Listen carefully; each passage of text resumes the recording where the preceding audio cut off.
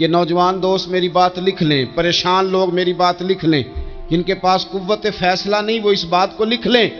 حضرت عبداللہ ابن عباس فرماتے ہیں میرے نبی پاک علیہ السلام نے مجھ سے فرمایا تھا، عبداللہ سن، اگر ساری دنیا مل کے تیرا کوئی نفع کرنا چاہے کر نہیں سکتی جب تک میرے رب کی رضا نہ ہو، اور فرمایا ساری دنیا مل کے تیرا کچھ بگاڑنا چاہے تو عبداللہ بگاڑ نہیں سکتی جب تک رب کریم کی حکمت کا تقاضا نہ ہو۔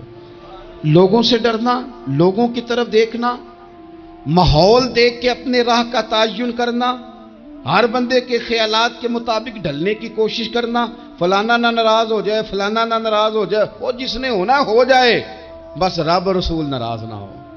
اپنی زندگی میں اپنے مالک کو مولا جان کے، بل اللہ مولاکم، اللہ تمہارا مولا ہے، وَهُوَ خَيْرُ النَّاصِرِينَ، وہ بہترین مددگار ہے۔ توجہ جب بھی کریں رب کی جانب کریں، اپنے دل کا قبلہ درست رکھیں، سوچوں کے زاویے سیدھے رکھیں۔ حضرت مریم رضی اللہ تعالی عنہا پاک باز تھیں، مسجد میں رہی تھیں، پر مالک کی حکمت کے تقاضے بڑے عجیب ہے نا۔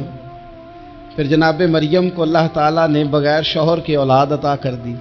یہ بات ہی ایسی تھی، وہ کسی نے کہا تھا کہ مخلوق تو فنکار ہے اس درجہ کے پل بھر میں سنگے در کعبہ سے بھی اصنام تراشے، تم کون ہو کیا چیز ہے داغ کبابی، لوگوں نے تو مریم پہ بھی الزام تراشے۔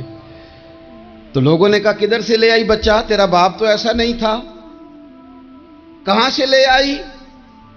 اللہ کرے میں آپ کو سمجھا سکوں، ذرا اپنے آپ کو وہاں کھڑا کریں کہ ایک پاک باز عورت، پاک باپ کی بیٹی، طیب ماں کی بیٹی، اور اللہ کے گھر میں پرورش پانے والی خاتون، ایک وہ وقت اور ایک یہ وقت کہ اس عورت کو کٹہرے میں کھڑا کر کے پوچھا جا رہا ہے کہ معاذ اللہ تیری گود میں بچہ جائز نہیں ہے، کہاں سے لائی ہے؟ اب خود سے صفائیاں بندہ کتنی کو دے، کتنی کو وضاحتیں کرے۔ اور میں نے تو اپنی زندگی میں دیکھا ہے زیادہ وضاحت دینے والے کو بھی لوگ جھوٹا سمجھنے لگ جاتے ہیں، زیادہ وضاحت دینے پر بھی لوگ کمزوری کا اظہار سمجھتے ہیں کہ کمزور پڑ گیا۔ آپ صلح کی کوشش کرتے ہیں، سامنے والا بزدل سمجھ لیتا ہے، زیادہ وضاحتیں بھی کمزور کر دیتی ہیں۔ اب حضرت مریم کو کٹہرے میں کھڑا کر کے کہا بچہ کس کا ہے؟ تو پھر خدا بندوبست جب کرے، اللہ جب مددگار ہو، تو پھر حضرت مریم کی گواہی درختوں سے نہیں دلوائی، اس نے پتوں سے نہیں دلوائی، پھر فرشتے نہیں بھیجے۔ حضرت مریم کہنے لگی مجھ سے نہ پوچھو، وہ جو پنگوڑے میں ہے اسی سے پوچھ لو، ان سے پوچھو نا وہ کون ہے، پوچھ لو ان سے، کر لو سوال۔ انہوں نے کہا پنگوڑے میں چند دنوں کا بچہ یہ جواب دے گا؟ مددگار تھا رب، ان کی برات کا اعلان کرنا تھا مالک نے، اور جب مالک اعلان کر دے، جب مالک تیری صفائی دینا چاہے، جب مالک تجھے دنیا کے سامنے نکھارنا چاہے، تو پنگوڑے میں لیٹے حضرت عیسیٰ بول کے کہنے لگے انی عبداللہ آتانی الکتاب، فرمایا میں اللہ کا بندہ ہوں، رب نے مجھے کتاب عطا کر کے نبی بنا کے دنیا میں بھیجا ہے، میں اللہ کا بندہ ہوں، کتاب لے کے آیا ہوں، نبی بن کے آیا ہوں۔ پھر پنگوڑے سے اعلان ہو گیا، پھر بچہ بول پڑا۔ اور یہ ایک دفعہ نہیں بات ہوئی، یہ بنی اسرائیل میں ایک جریج نام کے شخص بھی تھے جو نماز پڑھ رہے تھے، بعض نے لکھا ہے نفل نماز تھی، اماں نے پکارا تو آئے نہیں، تو ماں کے منہ سے نکل گیا تو اتنی دیر تک مرے گا نہیں جب تک کسی بے حیا عورت کا منہ نہ دیکھ لے۔ تو وہ عبادت گزار تھے، لیکن لوگوں نے ان کی عبادت، ریاضت، پرہیزگاری کو نہیں دیکھا، بس ایک عورت کو بھیج کے الزام لگوا دیا۔ وہ عورت آیا جایا کرتی تھی، اب آ جاتی ہیں عورتیں، مسئلہ پوچھنے کی نیت سے بھی آ جاتی ہیں۔ ماحول میں کچھ جگہ ایسی بھی ہیں جہاں عورتیں دم کرانے کے بہانے آ جاتی ہیں۔ وہ خاتون آتی جاتی تھی اس خانقاہ پہ، آستانے پہ، یہ بخاری میں موجود ہے، پھر اس نے کہا میری گود میں جو بچہ ہے یہ انہی کا ہے۔ مجھے بتائیں کیسے بندہ وضاحت دے؟ حالات خراب ہو گئے، لوگ کٹیا جلانے لگے، ماحول اور طرح کا بن گیا۔ میرے نبی پاک علیہ الصلوۃ والسلام فرماتے ہیں پھر اس رب کے بندے نے کہا مالک تو کریم ہے، تیری مشیت کا تقاضا آیا جو میری ماں نے جملے بولے تھے، پر اب میں وضاحت دینے کے قابل نہیں رہا، اب تو ہی کرم کرے گا تو دروازہ کھلے گا، تو وہ چند دنوں کا بچہ پنگوڑے میں بول کے کہنے لگا میں اس درویش کا نہیں، میں تو فلانے چرواہے کا بچہ ہوں، وہ جو بکریاں چراتا ہے۔ رب کی مدد کو پکاریں، اپنے ساتھ اپنے مالک کی مدد کو شامل کریں، تھوڑے رزق پر بھی گزارا اچھا ہونے لگ جائے گا۔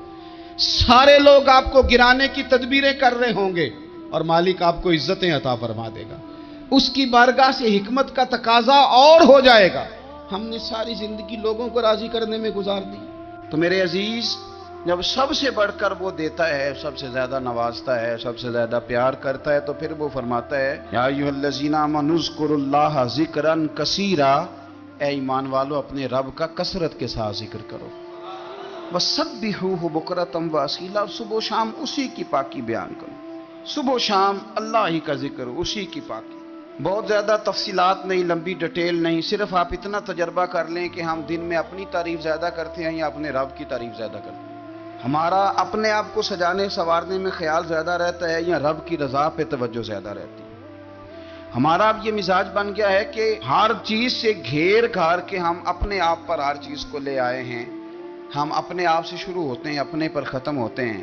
میرے رسول پاک صلی اللہ علیہ وسلم نے فرمایا جو اللہ کا ذکر کرے اور جو اللہ کا ذکر نہ کرے، مثل الحی والمیت، ان کی مثال اس طرح ہے جس طرح زندہ اور مردہ کی ہوتی ہے۔ گویا ذکر کرنے والا زندہ ہے، نہ کرنے والا مردہ ہے۔ یہ جس نے سارا دن رب کو یاد ہی نہیں کیا، اس کو سارا دن خیال ہی نہیں آیا، آپ کہیں سفر پہ نکلے ہوں، کہیں آپ دور گئے ہوں نا، تو آپ کو خیال آتا یار صبح کی میں نے گھر ہی بات نہیں کی، صبح سے میں نے آج گھر فون نہیں کیا، کوئی رابطہ نہیں کیا، کوئی معلومات نہیں کی۔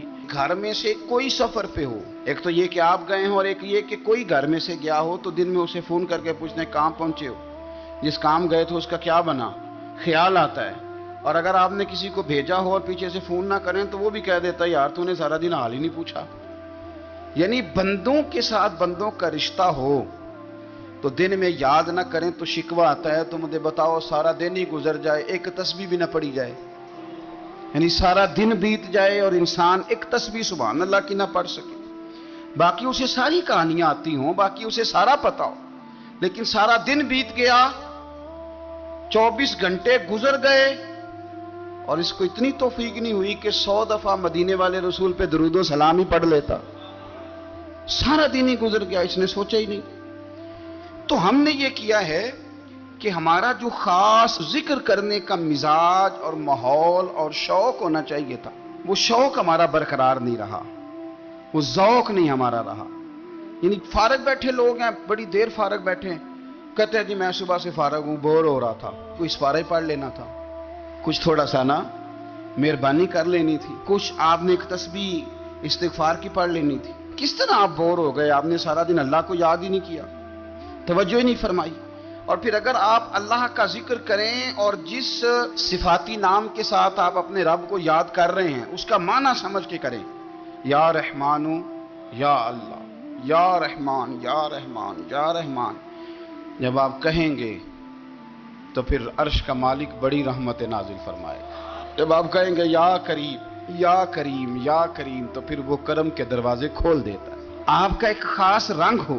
میرے نبی پاک صلی اللہ تعالی علیہ وسلم نے ارشاد فرمایا کہ تم نہ دنیا میں رہ کے مجھ پہ درود و سلام پڑھو، فرمایا قیامت میں جب تمہارا دشوار گزار گھاٹیوں سے گزر ہوگا نا، یہاں تم بیٹھو گے سکھ کے ساتھ درود پڑھو گے، لیکن فرمایا قیامت والے دن جب تمہیں دشوار گزار اور سخت راستوں سے گزرنا پڑے گا نا، تو دنیا میں سکھ کے ساتھ پڑھا ہوا درود و سلام وہاں تمہارے لیے نور بن جائے گا اور تمہیں رستہ دکھائے گا، تمہارا درود و سلام تمہیں ذوق دلائے گا۔ اور میں نے ایسے لوگ بھی دیکھے دین کے لیے وقت گزارا، لیکن جب بڑھاپے میں دانت کام نہ کرتے تھے تو وقت کے مفتیوں کو بھی مسجدوں کی کمیٹیوں نے کہہ دیا اب آپ کی سمجھ نہیں آتی، ہم نے خطیب کو یور رکھنا ہے، نہ دیکھو دنیا کی طرف، دنیا رلا دیتی ہے، نہ راضی کرو بندوں کو، بندے تھکا دیتے ہیں، نہ پیچھے بھاگو ہر وقت دنیا داروں کے،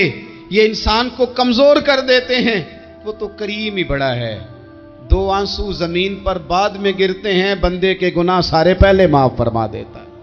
اللہ کی مدد کا حصول اپنے مالک کی مدد کی طرف بڑھنا. آپ کو بدر کی جنگ بھی یہی درس دے گی، آپ کو احد کا میدان بھی یہی سبق دے گا، فتح مکہ بھی یہی سبق دے گا. میرے دوستو، جب رب مدد فرمائے، جب اللہ مددگار بنے. دوستوں سے ایک بات اکثر کرتا ہوں، میں کہتا ہوں کہ جتنے درد سے آپ امیر کو اپنی کہانی سناتے ہیں نا، اور جس طرح آپ کے آنسو بات کرنے سے پہلے گر جاتے ہیں کہ غریب ہیں، بچیاں ہیں، کاروبار نہیں، او میرے سنگیو، اس سے آدھے آنسو اپنے رب کی بارگاہ میں بکھیرو، اس کے حضور عرض گزار ہو جاؤ، اس سے طلب کرو. ایک وقت انسان پر زندگی میں ایسا آتا ہے کہ اسے یوں محسوس ہوتا ہے کہ میرا سایہ بھی ذرا سا پیچھے ہٹ گیا ہے. اسے یوں لگتا ہے کہ میں کسی سہارے پہ ہاتھ ڈالتا ہوں تو وہ بھاگ جاتا ہے مجھ سے. لیکن مالک کی بارگاہ ایسی عظیم بارگاہ ہے، رب رسول کے آستانے اتنے بڑے ہیں کہ آپ جب وہاں کشکول طلب دراز کرتے ہیں تو جھولی پھیلانے میں دیر لگتی ہے، ان کو بھرنے میں تو کوئی دیر نہیں لگتی. ہم نے اپنا سوچ کا قبلہ ہی دنیا کو بنا لیا ہے. یہ جو اللہ والوں کی مدد ہے یہ تو یعنی اللہ ہی کی مدد ہے، لیکن یہ جو سیٹھوں کی طرف توجہ کرنا، نوابوں کی طرف توجہ کرنا، دنیا داروں کی طرف توجہ کرنا اور اپنا مزاج اس طرح کا بنا لینا، یارو گردن کو جھکا دیتا ہے خیرات کا پتھر، جہاں میں مانگنے والوں کے سر کبھی اونچے نہیں ہوتے. اور اقبال کہتے ہیں غیرت ہے بڑی چیز جہانے تگ و دو میں، پہناتی ہے یہ فقر کو تاج سردارا.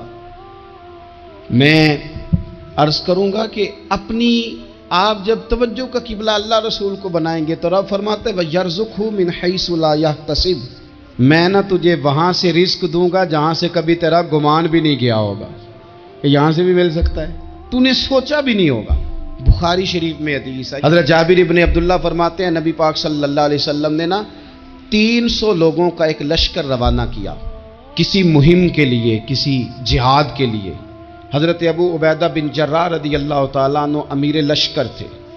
فرماتے ہیں غربت اتنی زیادہ تھی، بھوک اتنی زیادہ تھی کہ ایک ایک کھجور دن میں ایک وقت کھانے کو ملتی تھی، اور کچھ دن ایسے آئے کہ اب کھجور بھی نہیں مل رہی. فرماتے ہیں اتنی زیادہ بھوک لگی مجاہدین کو 300 بندہ پتے کھا کے گزارا ہونے لگ گیا. یہ بخاری میں موجود ہے. آپ فرماتے ہیں کہ دریا کے کنارے ہمارا پڑاؤ تھا، ٹھہراؤ تھا. جب بھوک سے نڈھال ہو گئے نا، وَيَرْزُقْهُ مِنْ حَيْثُ لَا يَحْتَسِبُ، اللہ وہاں سے روزی دیتا ہے، گمان بھی نہیں ہوتا.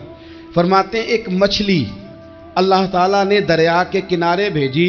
فرماتے ہیں وہ تھی تو مچھلی پر پہاڑ جتنی تھی. بخاری میں لفظ ہیں، حضرت جابر ابن عبداللہ رضی اللہ تعالیٰ عنہ فرماتے ہیں 300 آدمی 18 دن تک اس مچھلی کو کھاتے رہے، مچھلی ختم ہی نہیں ہوئی. مچھلیاں نہیں، مچھلی. کہتے ہیں 18 دن 300 بندہ کھاتا رہا، مچھلی ختم ہی نہیں ہوئی. اور فرماتے ہیں کہ اس کی ہڈی نکال کے، کانٹا کہیں گے آپ اپنی زبان میں، کہتے ہیں وہ نکال کے نا تو اس کو کھڑا کیا نا جب، تو اونٹ کجاوے سمیت اس کے بیچ سے گزر جاتا تھا. 2 اس کے کانٹے جوڑے. فرماتے ہیں وہ اس کا گوشت ہم کھاتے تھے اور اس کی چربی بطور تیل کے ہم جسموں پہ ملتے تھے، بیماروں کو اس سے سکون آتا تھا، تندرستی شفا ہوتی تھی. فرماتے ہیں ہم کھایا بھی ہم نے اور کچھ لے کے ہم مدینے بھی گئے، اور قربان جائیں نبی پاک نے بھی اس میں سے کھایا. ہم نے عرض کی حضور یہ معمہ کیا ہے، یہ ماجرا کیا ہے؟ تو محبوب نے فرمایا تمہارے پاس غذا نہیں تھی، رب نے تمہارے لیے بندوبست کیا ہے، اللہ نے تمہیں دیا ہے. مکان شروع کر لیا، ایک صاحب نے وہ مکان بنانے لگے. آپ وہ حساب لگا رہے ہیں، کہتے ہیں میرے پاس اتنے پیسے ہیں، اتنے میں نے فلانے دوست سے کہنا ہے اس نے دے دینے، اتنے فلانے رشتہ دار سے کہنا ہے اس نے دے دینے، اتنے فلانے سے کہنا ہے اس نے دے دینے. یہ ساری کاپی بنا کے مکان شروع کر لیا. جو روز کہتا تھا نا کوئی حکم ہو جاتے 10 سب سے پہلے اس کو کہا میاں پیسے چاہیے. وہ کہندا ہو کل ہی منڈا ٹوریا ہے، کدے تو پرسوں 10 داتے لب جانے سن.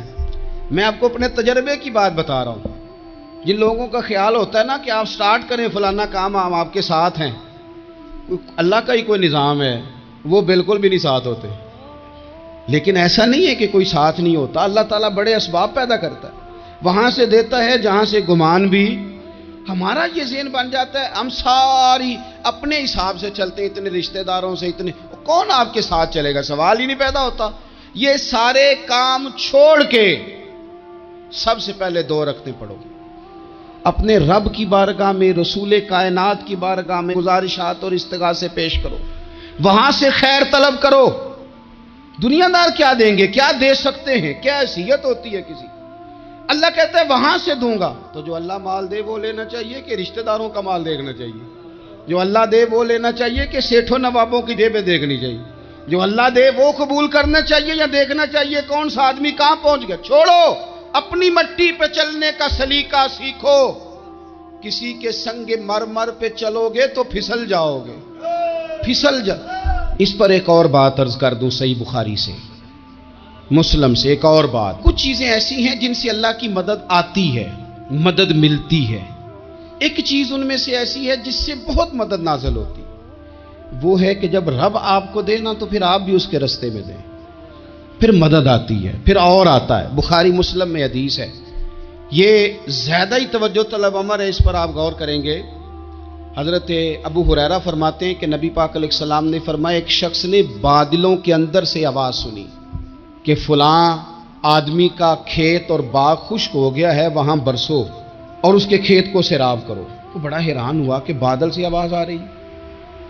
پھر اس نے دیکھا کہ ایک پہاڑی پر بارش ہوئی، وہ بادل وہاں برسا، پھر نالیوں سے ہوتا ہوا پانی ایک طرف چلا۔ تو جس نے آواز سنی تھی، حضور بیان کر رہے ہیں، وہ بھی پیچھے پیچھے چلا کہ پانی کدھر جا رہا ہے۔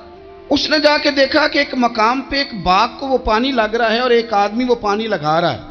اس نے اس سے پوچھا تیرا نام کیا ہے؟ اس نے کہا کیوں؟ کہنے لگا بتا نا۔ اس نے نام بتایا تو کہنے لگا یہی تو وہ نام ہے جو میں نے بادلوں کے اندر سے سنا ہے کہ فلاں کے کھیت کو پانی دے دو۔ اس نے کہا یار تو کیا عمل کرتا ہے کہ اسپیشل تیرے لیے بارش برسے؟ یہ بخاری پڑھ رہا ہوں، سیاستہ سے حدیث عرض کر رہا ہوں۔ اس سے پوچھا تو کیا کام کرتا ہے کہ جناب اللہ تبارک و تعالیٰ کا حکم کرم آیا کہ خاص تیرے لیے پانی برسے اور تیرے کھیت کو سیراب کرے؟ تو اس نے کہا چھوٹا ذمہ دار ہوں، پر جب فصل اگتی ہے تو 3 حصے کرتا ہوں، ایک حصہ اپنے بال بچوں پہ، بہن بھائیوں پہ خرچ کرتا ہوں، ایک حصہ پورا، اور ایک حصہ دوبارہ کاشتکاری پہ لگاتا ہوں، اور تیسرا حصہ خالص میں نے مسکینوں، یتیموں اور غریبوں کے لیے رکھا ہوا۔ وہ جو تیسرا حصہ، اللہ کرے آپ سمجھیں، وہ رب کے بندوں پہ تیسرا حصہ خرچ کرتا ہے نا، تو کریم مالک نے فرمایا جہاں سے غریب کا حصہ جاتا ہے وہ کھیت خشک نہیں رہنا چاہیے، وہ جہاں سے مسکین روٹی کھاتے ہیں وہ خشک نہ رہے، جہاں سے یتیموں کو کچھ آتا ہے کہیں اس کی فصل رہ نہ جائے۔ میں اور آپ بھی اگر اپنے مال میں مسکینوں، یتیموں، غریبوں کے حصے رکھ لیں گے تو فصلیں خشک نہیں رہیں گی، ان کے اندر تازگی آئے گی، نور آئے گا، کرم آئے گا، خاص کر خدا کی رحمت برسے گی۔ مدد اللہ سے چاہیں، اپنی توجہات کا مرکز رب رسول کی ذات کو بنائیں، پھر آپ محسوس کریں گے کہ بڑی جلدی اللہ تعالیٰ کی مدد آنے لگی ہے۔ کبھی آپ صرف کہہ دیں نا میرا رب میرے ساتھ ہے، اس لفظ میں اتنی طاقت ہے کہ دشمن ویسے زہر ہو جاتا ہے۔ زندگی میں کسی سے بھی لڑائی ہو تو اچھی طرح سوچ لیں کہ اللہ اس طرف ہے یا اس طرف ہے۔ اگر آپ زیادتی پہ ہیں تو پھر رب مظلوم کی جانب ہے۔ اگر اللہ کی مدد آپ کے ساتھ ہے تو دنیا کی کوئی طاقت آپ کو گرا نہیں سکتی، اور اگر آپ مظلوم کے مقابلے میں ظالم بن کے آپ کھڑے ہو گئے ہیں اور آپ نے رویہ وہ اختیار کیا ہے کہ جس میں مدد نہیں آئے گی، تو پھر یاد رکھ لیں کہ آپ کوئی بھی ہیں، کہاں بھی ہیں، آپ کمزور ہیں۔ طاقتور تھے ابتدائے اسلام میں، ظاہری طاقت تھی کفار مکہ کے پاس، وہ ڈنڈوں سے مارتے تھے غریبوں کو، ان کے ہاتھوں میں ڈنڈے تھے، پر خدائی طاقت ان مظلوموں کے ساتھ تھی۔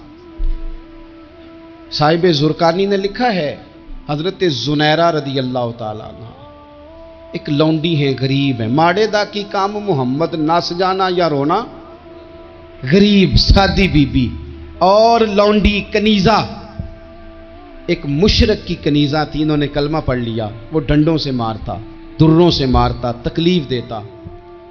حضرت زنیرہ رضی اللہ تعالیٰ عنہ کو اتنا مارا، اتنا مارا۔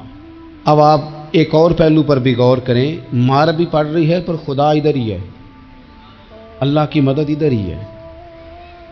رب کہتا ہے کہ پہلے تو صبر کرنا، ان اللہ مع الصابرین، تو صبر کرے گا تو پھر رب کی معیت ملے گی، ذرا ٹھہرنا، تو تھوڑا ڈٹنا۔ ان الذین قالوا ربنا اللہ ثم استقاموا تتنزل علیہم الملائکہ، تو کہے اللہ میرا رب ہے، پھر تو پہلے ڈٹ، پہلے تو نے ڈٹنا ہے۔ ثم استقاموا، جو ڈٹ گیا، تتنزل علیہم الملائکہ، ڈٹنے والے کے لیے مدد آتی، پہلے تھوڑا ٹھہرنا پڑتا ہے، پہلے تھوڑا صبر کرنا پڑتا ہے، حوصلہ کرنا پڑتا، اس کے بعد مدد آتی۔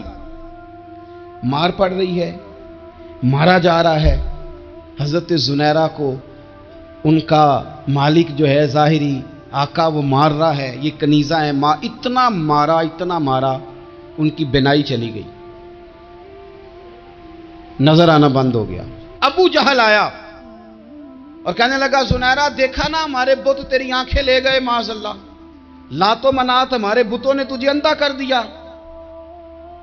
اب ایسا نہیں ہے کہ بی بی روتی جا رہی ہے، مایوسی معاذ اللہ، پریشانی، غریبی بڑی ہے، پوچھنے والا کوئی نہیں، یہ باتیں نہیں۔ کیا جملے ہیں خاتون کے، کیا لفظ ہیں۔ ابو جہل نے تنزیہ کہا معاذ اللہ، کہنے لگا دیکھا نا ہمارے بتوں نے تجھے اندھا کر دیا۔ تو جناب زنیرہ آنکھوں کی بینائی گئی ہے، رات کو گئی ہے، دکھ ابھی تازہ ہے، لیکن اللہ پہ جو توکل ہے، اپنے مالک سے جو رشتہ ہے وہ اتنا مضبوط ہے، اتنا طاقتور ہے، اس میں اتنی گہرائی ہے کہ حضرت زنیرہ بول کے نا اتنی قوت سے بولی، اتنی طاقت سے بولی کہ پورے کفر پر لرزہ طاری ہو گیا۔ فرمانے لگی تمہارے بتوں کی کیا اوقات ہے کہ وہ میری بینائی لے جائیں، یہ میری رب کی حکمت کا تقاضا ہے۔ جب تک اس نے چاہا زنیرہ دیکھتی رہی، اور جب اس نے چاہا زنیرہ کی آنکھوں کی بینائی چلی گئی، اور اگر وہ چاہے گا نا تو بینائی واپس بھی کر دے گا۔ اگر ہو ذوق یقین پیدا تو کٹ جاتی ہیں زنجیریں، اگر وہ چاہے گا تو بینائی آ بھی جائے گی۔ حضرت زنیرہ نے رات کو یہ لفظ کہے، ابو جہل اور سارے کفار ڈر کے سن کے چلے گئے، آپ اطمینان سے آ کے بستر پہ سوئی۔